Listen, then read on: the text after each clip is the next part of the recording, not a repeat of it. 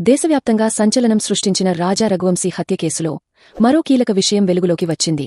కిరాయి హంతకులు భర్తను వేటకొడవళ్లతో నరుకుతున్నప్పుడు అక్కడి నుంచి పారిపోయిన సోనం రఘువంశీ అతడు చనిపోయిన తర్వాతే అక్కడికి వచ్చినట్టు పోలీసుల దర్యాప్తులో తేలింది. ఈ కేసును దర్యాప్తు చేస్తున్న ప్రత్యేక దర్యాప్తు బృందం అధికారులు నిన్న సోనం సహా నిందితులందరినీ షిల్లాంగ్కు 65 కిలోమీటర్ల దూరంలో ఉన్న సోహ్రాకు తీసుకెళ్లి నేరం జరిగిన తీరును క్రైమ్ సీన్ రీకన్స్ట్రక్షన్ చేశారు. ఈ సందర్భంగా కీలక విషయాలు వెలుగులోకి వచ్చాయి. పోలీసుల కథనం ప్రకారం కిరాయి హంతకుల్లో ఒకడైన విశాల్ సింగ్ చౌహాన్ రాజాపై మొదట వేటకొడవలితో దాడి చేశాడు. రాజాకు తీవ్ర రక్తస్రావం కావడంతో పాటు నొప్పితో కేకలు వేయడం మొదలుపెట్టగానే సోనం అక్కడి నుంచి పారిపోయింది. క్రైమ్ సీన్ రీకన్స్ట్రక్షన్ సమయంలోనే రాజా హత్యకు ఉపయోగించిన రెండో వేటకొడవలిని కూడా పోలీసులు స్వాధీనం చేసుకున్నారు. రాజా మృతదేహం మొదటి వేటకొడవలి దొరికిన రియాడ్ అర్లియాంగ్లోని వెయ్సావ్డాంగ్ పార్కింగ్ లాట్ కింద ఉన్న లోయలోనే ఈ రెండో ఆయుధాన్ని కూడా కనుగొన్నారు.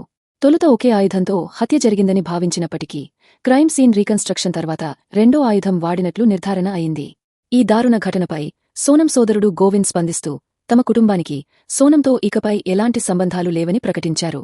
రాజా కుటుంబానికి న్యాయం జరిగే పోరాటంలో తాము అండగా ఉంటామని, ఈ ఘటన తమను తీవ్ర దిగ్భ్రాంతికి గురిచేసిందని ఆయన అన్నారు.